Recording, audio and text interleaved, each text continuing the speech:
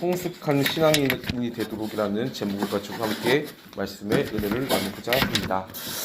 정말로 예수님을 믿고 따르는 길이란 언제나 험난하기가 마련입니다. 왜냐하면 예수님을 걸어가는 그 좁은 길에는 반드시 환난이 따르기 때문입니다. 근데 이 환난을 무사히 극복하며 살아가려면 오직 예수 그리스도를 우리들의 삶 속에 모셔들어야 하는 것밖에 답이 없습니다.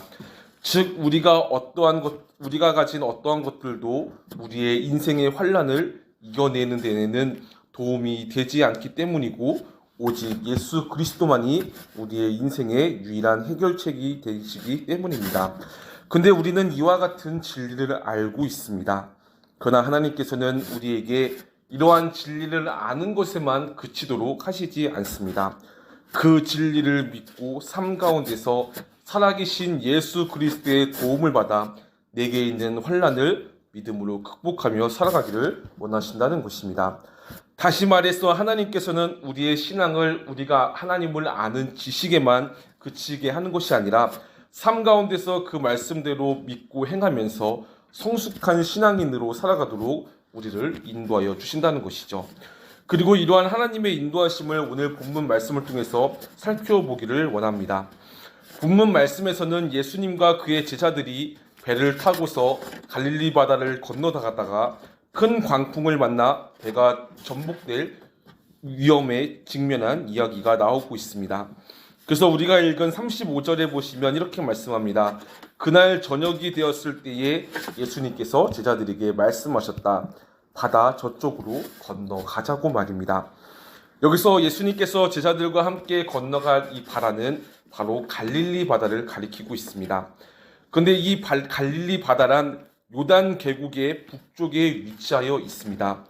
길이는 21km 혹은 대략 12km가 되는 호수와 같은 바다이기도 합니다. 근데 이 바다는 언덕에 둘러싸인 저지로서 특히 동쪽에는 가파른 절벽이 있습니다. 따라서 이 갈릴리 바다는 이러한 지형으로 인해서 차가운 기류가 헤르몬 산이나 혹은 다른 곳에서 불어내려 가파른 언덕 사이의 좁은 통로를 지날 때마다 바다 위로 맴도는 가열된 공기와 충돌하여서 갑작스러운 광풍이 일어나기가 매우 쉬운 곳이 바로 갈릴리 바다였습니다. 그러기에 여기에 일어나는 폭풍은 언제나 갑자기 발생하기 때문에 아무리 노련한 어부들조차도 이것을 예견할 수 없었다고 합니다.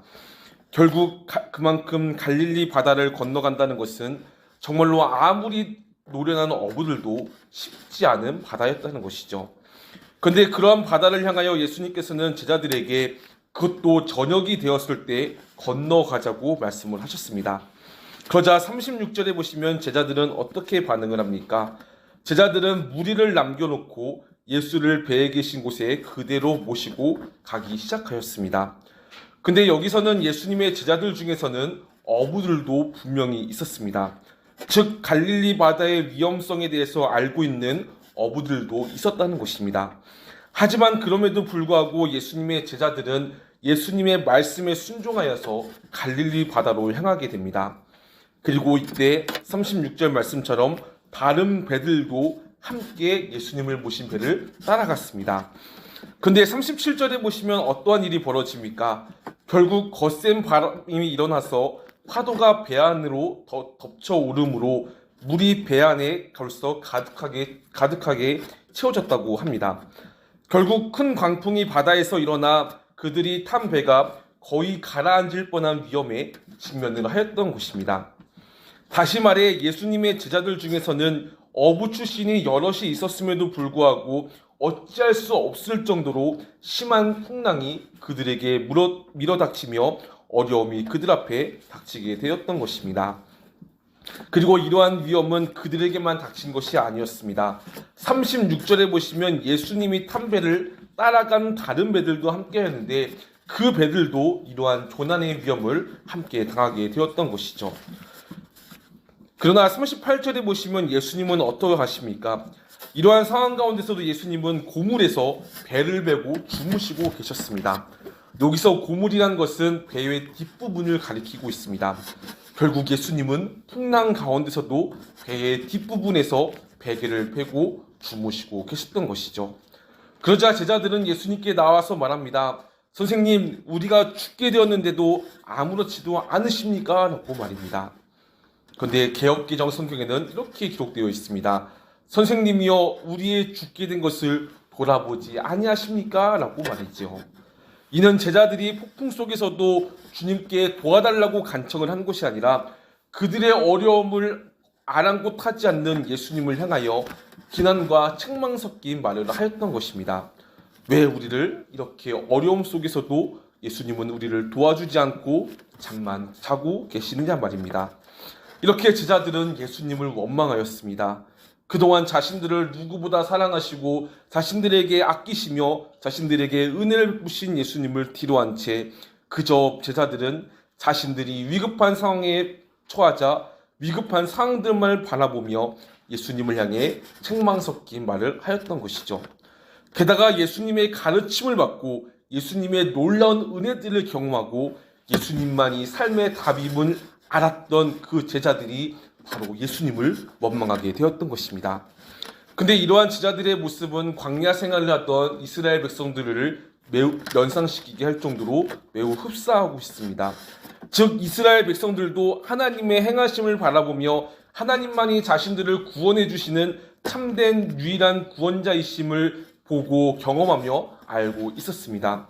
그러나 그들 또한 광야에서 자신들이 어려워지자 얼마나 하나님을 향해서 원망과 불평을 하지 않았습니까? 그렇습니다. 광야의 이스라엘 백성들도 그렇고 예수님을 따르는 제자들도 그렇고 예수님을 따르고 살아가던 지금의 우리들도 마찬가지입니다. 우리 모두는 예수님만이 우리의 유일한 구원자 되심을 알고 있습니다. 그리고 삶 가운데 숱한 이러한 하나님의 역사를 숱하게 경험도 하였습니다. 그래서 하나님의 은혜가 아니면 살아갈 수 없는 존재라고 믿음의 고백도 하며 살아가기도 한다는 것이죠. 그러나 우리는 이러한 현실적인 위기 속에서 또다시 주님을 배반하며 주님을 원망하며 살아갈 수밖에 없는 존재로 우리는 살아가고 있습니다. 주님이 내 곁에서 도우심에도 불구하고 여전히 주어진 환경의 어려움 속에서 하나님이 왜 잠만 자고 계시고 왜 나를 도와주시지 않느냐며 원망과 그런 불평들을 하며 살아가고 있다는 것입니다. 하지만 이러한 우리를 향해서 그리고 제자들을 향해서 예수님께서는 어떻게 하십니까? 39절을 보시면 이렇게 말씀합니다. 예수께서 일어나 바람을 꾸짖으시고 바다더러 고요하고 잠잠하여라 라고 말씀을 하셨던 것입니다. 결국 예수님께서는 39절에 바람을 꾸짖으시고 바다더러 고요하고 잠잠하라고 말씀하시면서 바다의 거센 풍랑을 잠잠하게 하셨습니다.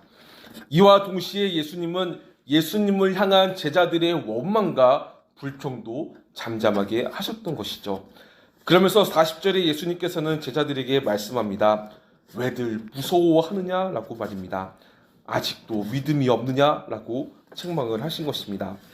예수님께서는 제자들이 거센 풍랑을 보고 두려워한 이유가 결국 그들의 믿음이 없기 때문이라고 지적을 하셨습니다.